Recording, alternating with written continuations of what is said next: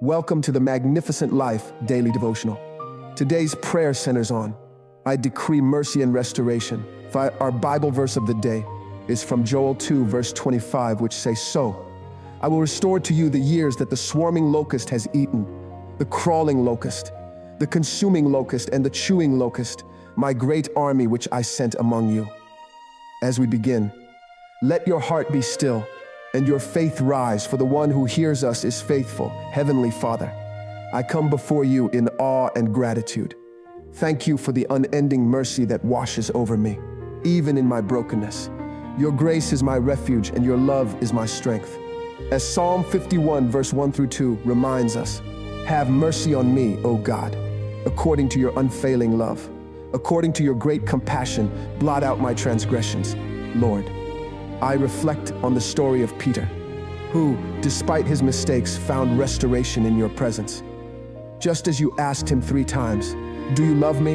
And entrusted him with the care of your flock, I long for your voice to reaffirm my worth and purpose. Psalm 6 verse 2 says, Be merciful to me, O Lord, for I am frail. Heal me, O Lord, for my bones are in agony. Lord, show me your mercy. I ask for mercy over judgment, seeking your cleansing touch on my spirit. Restore the years the locusts have eaten, Joel 2 verse 25, and revive in me the joy of your salvation. I stand on your promise in Hebrews 4 verse 16. Approaching your throne of grace with confidence, knowing you desire to bless and uplift me. Open doors to my rightful inheritance, Father, and remind me that your calling on my life is not defined by my past, but by the bright hope of restoration. With a heart full of faith, I decree mercy over every situation I face today, surrendering all losses to your divine hand. God of mercy, rewrite my story with your restoring love. Let your presence overflow in my life, guiding me towards grace and abundant joy.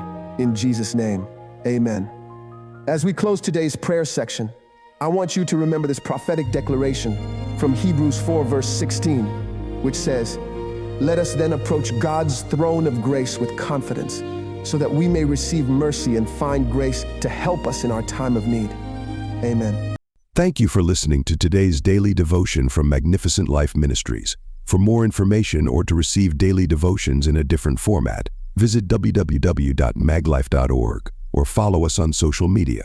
Remember, victory belongs to Jesus, and that victory is yours. So hold on to Jesus, the author and finisher of our faith. Amen.